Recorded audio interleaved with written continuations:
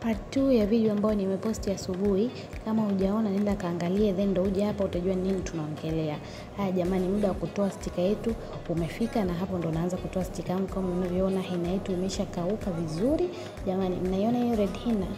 Hivi mnaiona vipenzi au unaiona peke yangu? Naitoa hapo hiyo stika yangu.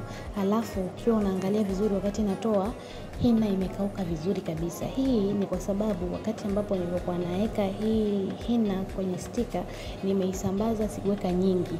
Kwa hiyo pia ukiwa unajaza stika yako usiweke nyingi sana, itakusumbua wakati wa kukauka, yani itachukua muda mrefu sana. Kwa hiyo jitahidi unaweka ya kiasi, lakini inatoshelea kwenye stika yako tu. Na hapo mteja wangu ananawa kama mnavyoona jamani. Hii hina jamani ni original, unanawa na maji, unajisugua na haipauki. Na hii hina inakaa mpaka wiki 2 vipenzi vyangu. Kama wewe sio mtu wa kushikashika maji, mpaka wiki 2. Kama wewe ni mtu wa kushika maji, wiki 1 inakaa vipenzi. Results zake mmeziona. Na hapo ukizingatia hii hina sijachanganya na kitu chochote kile. Karibuni sana jamani vipenzi, hina ipo, stika zipo.